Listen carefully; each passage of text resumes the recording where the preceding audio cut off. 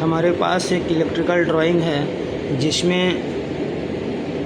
0.55 kilowatt का 3 phase induction motor है जिसका FLC 1.5 एम्पियर करंट है। इसे क्लॉकवाइज और एंटी क्लॉकवाइज डायरेक्शन में रन कराने के लिए यहाँ पे एक RDOL का पावर ड्राइंग दिया गया है,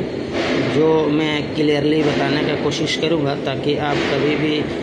प्रॉब्लम में फंसो तो क्लियरली ट्रबल शूटिंग कर पाओ।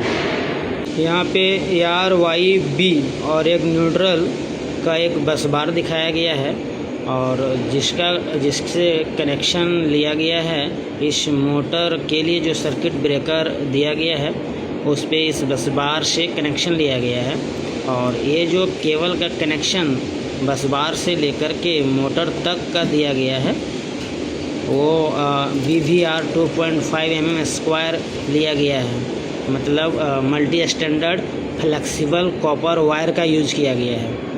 यहाँ पे जो सर्किट ब्रेकर लिया गया है उसका नाम है QF30। उसके बाद इस सर्किट ब्रेकर से फॉरवर्ड कॉन्टेक्टर को सप्लाई दिया गया है जिसका नाम है KM30A। उसके बाद इस कॉन्टेक्टर से यानी RYB का लूपिंग करके एक दूसरा कॉन्टेक्टर जिसे हम रिवर्स कॉन्टेक्टर बोल सकते हैं, इस पे कनेक्शन दिया गया है और फिर ये कॉन्टेक्टर से नीचे एक थर्मल ओवरलोड रिले लगाया गया है जिसका नाम है KH30 और फिर थर्मल ओवरलोड रिले से डायरेक्ट मोटर को कनेक्शन दिया गया है जिसका 3 वाइंडिंग को दिया गया है U1, V1, W1 और इस मोटर का नाम दिया गया है M30 जो कि 3 फेज इंडक्शन मोटर है और यहाँ पे डेल्टा कनेक्शन दिखाया गया है और ये मोटर को एर्थिंग दिया गया है। चूँकि ये मोटर फॉरवर्ड फिर रिवर्स में दोनों कंडीशन पे इसे रन कराना होता है, इसके लिए यहाँ पे 2 कॉन्टेक्टर दिया गया है। इसमें क्या किया गया है कि यदि आप फॉरवर्ड चलाना है तो KM30A कॉन्टेक्टर को इनर्जाइज करना पड़ेगा या फिर इसे आप रिवर्स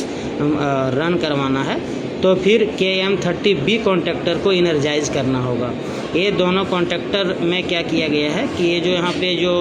AR-YB फेज है इसमें 2 फेज को आपस में इंटरचेंज किया जाता है ताकि जो इंडक्शन मोटर पे रोटेटिंग मैग्नेटिक फील्ड जो जनरेट होती है उसका डायरेक्शन को चेंज किया जाए। यहाँ पे आप देख रहे हो जो ये AR फेज है, AR फेज देखोगे यदि इस कॉन्टेक्टर के थ्रू AR फेज W1 को जा रही है, लेकिन यदि ये कॉन्टेक्टर इनर्जाइज होता है तो फिर वही R फेज यहाँ से आप देखते हो तो ये R फेज सीधे यानी U1 टर्मिनल को चली जाती है, यानी कि यहाँ पे फेज सीक्वेंस चेंज हो रहा है। उसके बाद यहाँ पे जो B फेज है वो B फेज यदि फॉरवर्ड बैस में देखें तो ये U1 टर्मिनल को मिल रहा था, लेकिन जैसे रिवर्स कंडीशन में मैं चेक करता हूँ तो यहाँ पे जो B फेज है आप देख रहे हो इसके थ्रू शॉर्ट हो करके ये B फेज W1 को चली जा रही है, यानी यहाँ पे